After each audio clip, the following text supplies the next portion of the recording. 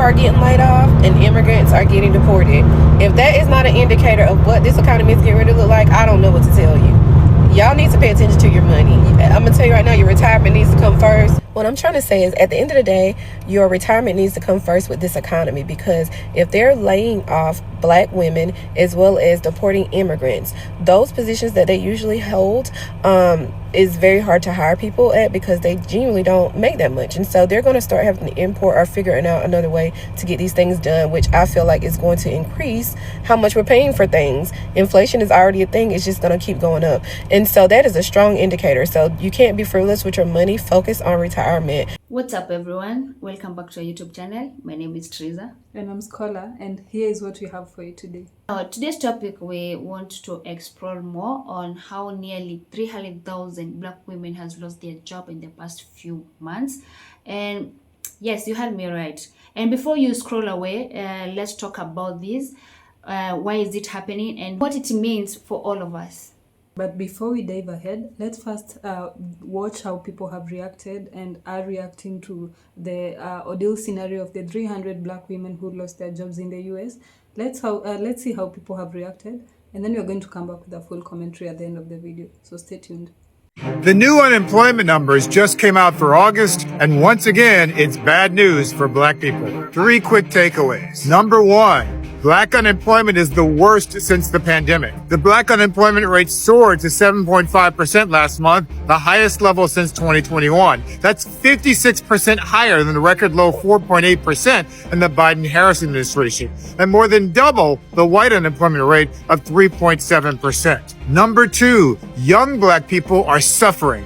Black youth unemployment skyrocketed from 9.5% in January when Biden left office to 25% last month under Trump. And number 3, Black women are under attack. More than 300,000 Black women have lost their jobs since February 2025. Under Biden, Black unemployment hit record lows. Under Trump, it's spiraling out of control. Even after Trump fired the person who collects the data last month, the numbers don't lie. This is not an accident or a coincidence. It's a targeted attack on Black people. I am one of the 300,000 Black women who have lost their job in 2025, and I have some thoughts.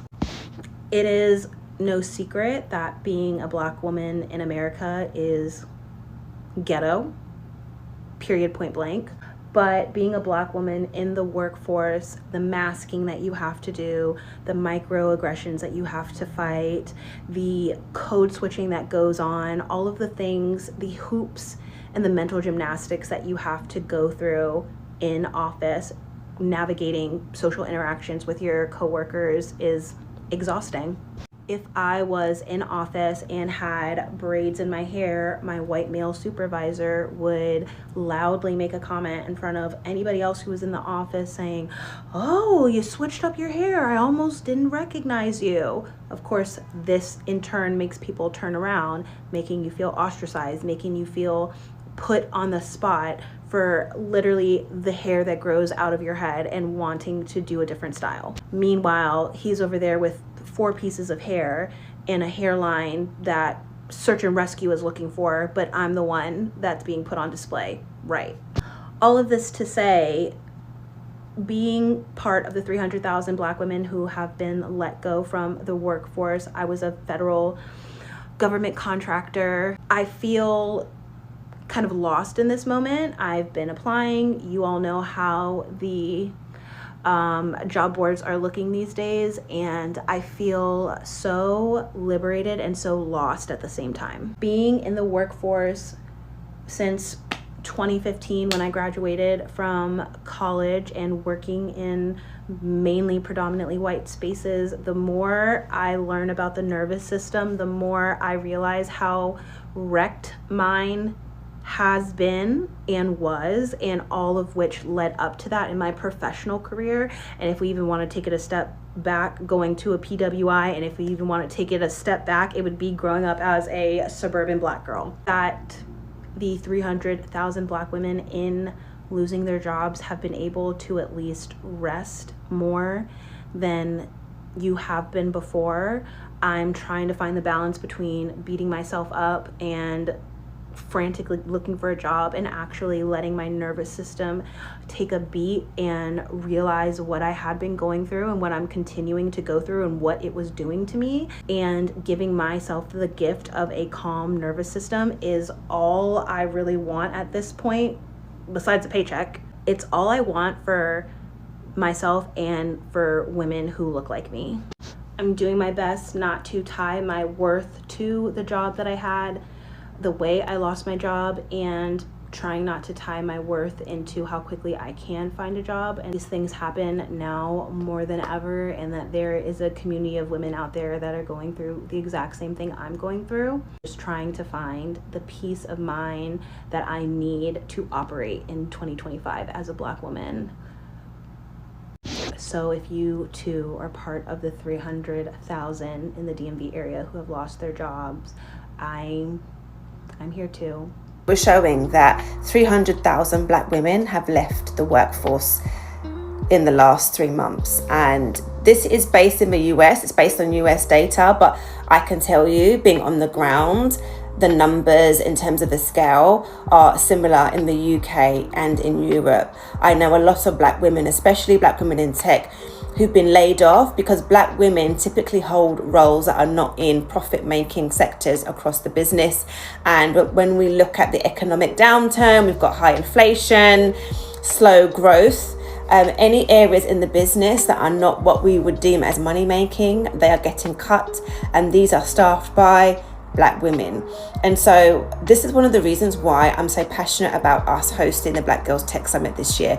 We have had to fight to make it happen, but I feel like Black women, one of the key things for us is to think about how can we as a community support each other. LinkedIn released an article and stated that 70% of jobs are secured by the person's network. So we really believe in the power of our community in terms of shifting the narrative for Black women in tech. So join us on the 13th of November. I feel like as Black women, we need to think about how we can share resources, how we can share strategy, how we can create a game plan for each other so that we're not impacted by this and we can really win this fight. I feel like it's a war against Black women, and I just want to give some words of encouragement that the community, I feel, will come through for us all, and that Girls Talk and the Black Girls Tech Summit are here to do whatever we can to address this. And I believe we can change the narrative. If Black women, it's sad, but I feel like we need to save ourselves as much as we save other people. Hello, family. Let's get right to it. You've been lied to again. Some so-called pro-Black voices, I like to call them pro-Black imposters, told you that Trump's anti-DEI war wasn't really aimed at us, that it wasn't about us, because DEI only helped white women. Therefore, Trump's anti-DEI policies don't hurt Black people. They were dead wrong. No, actually, they were lying to you, intentionally. They were trying to excuse Trump's anti-Blackness since they told you to vote for Trump or vote for the couch. And now Black women are paying the price for that disinformation. So let's start with the numbers. As of May 2025, Black women's unemployment rate jumped to 5.8%. That's higher than Black men, and white women. Meanwhile, Trump's anti-DEI purge led to a 33% drop in Black women working in the federal government, the one sector where our community has real upward mobility. Now, regarding white women, their unemployment rate remained the same. It stayed flat. So yes, they benefited most from DEI, but they aren't the ones being targeted. Trump is using anti-DEI rhetoric as cover to dismantle Black careers, especially Black women's careers. And here's what the pro-Black imposters won't tell you. When you attack Black women economically, you're destabilizing entire Black families. Why? Because so many Black households are led by Black women. We need to change that, but that's the case for now. because they are the primary breadwinners, caregivers, and anchors of a lot of black homes. So when Trump's policies fire them and strip them of health insurance and cut off their income, that hurts black kids, that hurts black elders, that hurts the entire black community. The very same people who told you Trump wasn't a threat are now silent, while the sisters are losing everything. These imposters, these pro-black imposters, pushed the lie that DEI was just a hustle for white women. But Trump's policies don't target white women. They target blacks, especially black women. I'm Reverend and Civil Rights Attorney Augustus Corbett. Wake up and stay woke. Today we're going to talk about how 300,000 black women have lost their jobs in the past 3 months. And y'all have sent me these articles, but I purposely haven't said anything because I wanted to do some research. Not only so I can have an informed understanding of what is going on, but also to have a holistic picture of what is going on. Because it's not only the fact that federal jobs have been cut and 12% of black women hold federal jobs. It is also the fact that only 3% of black women are in the tech sector. It is also the fact that DEI is being cut. It is also the fact that we live in a racist and sexist society. It is also the fact that 51% of black women are the breadwinners of their homes, right? It is also the fact, like, all of these things contribute to, for one reason or another, black women exiting the workforce. And I feel a deep sense of responsibility as the CEO of a black-owned and black-controlled tech company and training education services company to think critically about, like, what can we do, or what is the message that I have for black women as we kind of enter into this realm of immense job loss, but also a labor industry that is transforming at a rapid rate and speed by the day. And we have some programming coming up on career pivoting, but I think we're also going to do a workshop, because one of the things that I want to impress to y'all in this video is that it is important to consume every single thing that you can about how artificial intelligence works. Even if you're not planning on building anything, that's fine. But in this whole pivot conversation, right? I always say, oh, we got to pivot. But it's going to be difficult for you to pivot into an artificial intelligence industry or labor economy if you don't understand how it works, even at the most basic fundamental levels. Because those who are going to be able to pivot successfully are going to be able to take their existing set of skills, coupled with how artificial intelligence is changing their current role or roles in the market, and communicate the value of your skills to a labor economy which is driven by artificial intelligence. So it's not going to be good enough to simply be able to identify your transferable skills and say, oh, I can do X, Y, Z. The skills that are going to bubble to the top are skills that are soft in nature, right? But also skills that elevate and expand the use of artificial intelligence. And if you can't do that, it's going to be a rough go. 300,000 black women lost their jobs since February 2025. It's just hard to imagine how many black women are struggling, how many black women, even having a 9-to-5, was living paycheck to paycheck, and now they have nothing. I was that black woman in 2024 when I lost my corporate job of 24 years. I promised myself that I would never depend on one paycheck from a 9-to-5 again.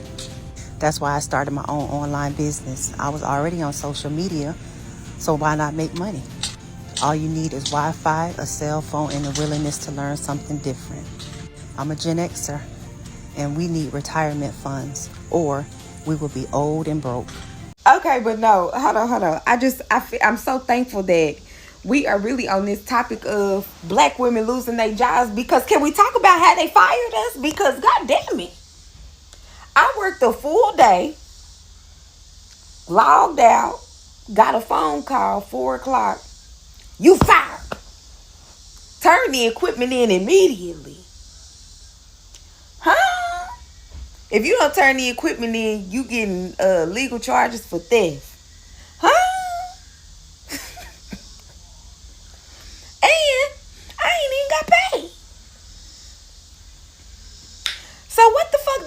do to America? My other sisters, what did we do? Tried to get an explanation. They felt like they didn't owe me no explanation. Cool. Filled out the unemployment shit. They ain't even responded back to that. I'm like, what's up? All right. Boom bop, welcome back to another day on this podunk planet. My oh my, what a time to be alive. I just want to talk about the following. I love how millions of people hopped on a bandwagon and canceled their Disney subscription, costing, their Hulu, excuse me, costing millions of dollars, billions of dollars to be exact, in a matter of days, in the defense of a white man who lost his job. And yet crickets around the 300,000 black women that have been subjected to worse than what Jimmy Kimmel was subjected to.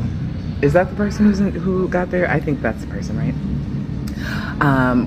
Who currently are probably questioning their worth. Baby girl, don't you dare. Don't you dare.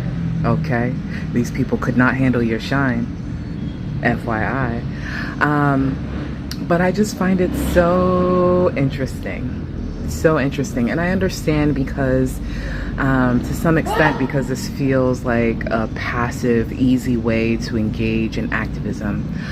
But you all continue to still stay silent in moments when it actually fucking matters. So, is a win a win? Absolutely not, because there's still 300,000 black women without employment. Okay, without an ability to thrive. So I just wanted to point that one out there again, because it's a real interesting level of hypocrisy that I'm seeing. And this, in fact, is my villain era. So I'm going to call it what the hell it is. Okay, pure performance. So I guess you can clap for yourself for doing something right, I guess, but you're still not worried about your personal First Amendment rights, because if you were, you would have taken it to the streets a long time ago. You would have shake shit up a long time ago. So, I don't know. At this stage in the game, I am purely an outsider looking in, truly an outsider looking in. Y'all stay safe. So, under Trump's administration, a wave of layoffs and firings is affecting and shaking up federal jobs. And guess who's getting hit the hardest? Black women. Yes, black women. And the very group that fought their way into stable careers, education, housing, and also healthcare. And they're now facing pink slips left and right. So just imagine 100,000 jobs were lost in just 1 month. That is in April 2025. So in 1 month, 100,000 people, and up to now, it's almost 300,000 jobs and counting. So this is not a coincidence, you all. Basically, if your job was connected to helping communities, promoting equity, or making life better, it's probably end up on the chopping board. And that's why we are finding so many black women are being chopped out, because they're in those sectors. Recent data shows job loss rate for black women are higher than other people, or we can say other groups. And so industries that are really hit hardest are for retail, hospitality, healthcare support, and critical work. So black women are often the breadwinners in their households, and losing their job means immediate stress over bills, rent, childcare, and even groceries. When black women lose their jobs, the entire community feels the impact, and the cycle of economic instability gets harder to even break. I want to hear from you. Do you think all these layoffs are targeted or are just part of the economy? Share your thoughts in the comments. And finally, special thanks to the original creators featured in this video. Credits goes to all the respective owners of the clips and content used. and their thoughts and perspective made today's work possible. And if you found this video enjoyable and helpful, please don't forget to subscribe to our YouTube channel for future updates, and also don't forget to leave a like and also comments. See you in the next video.